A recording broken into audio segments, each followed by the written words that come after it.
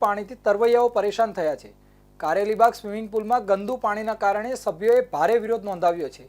આમ નાના બાળકો પણ સ્વિમિંગ પુલમાં સ્વિમિંગ શીખવા આવે છે। શાવર રૂમથી લઈને પુલ પાસે ગંદકી અને જાળવણીના અભાવે ભારે હાલાકી ભોગવી રહ્યા છે।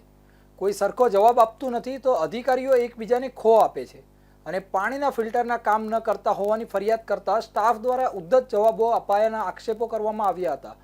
ત્યારે દૂષિત પાણીમાં સ્વિમિંગ કરવાથી બીમાર થવાની ભીતિ પણ સેવાઈ રહી છે। વડોદરા શહેરનો કારેલીબાગ સ્વિમિંગ પુલ વોચમેનના ભરોસે જ ચલાવાય છે, જ્યાં કોઈ ટેકનિકલ સ્ટાફ નહીં મુકાતા સંચાલનમાં ખોટ રહેતા ફિલ્ટરેશનમાં ફોલ્ટ સર્જાયો હતો અને પુલનું પાણી ગંદુ થઈ જતા સ્વિમિંગ કરવાનું ટાળીને કોસ્ચ્યુમ સાથે સભ્યોએ ભારે વિરોધ નોંધાવ્યો હતો।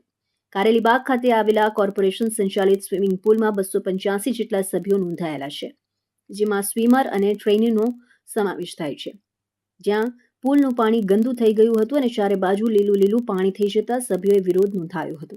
સ્વિમિંગ પુલના ફિલ્ટરેશનમાં ફોલ્ડર સર્જાતા પાણી ગંદુ થઈ ગયું હતું અને સવારથી બેચથી જ સ્વિમિંગ પુલના સભ્યોએ વિરોધ નોંધાવ્યો હતો। સ્વિમરોએ સ્વિમિંગ કોસ્ચ્યુમ પહેર્યો હતો, પરંતુ પુલમાં ડૂબકી મારી ન હતી અને દેખાવો કરીને આક્રોશ ઠાલવ્યો હતો।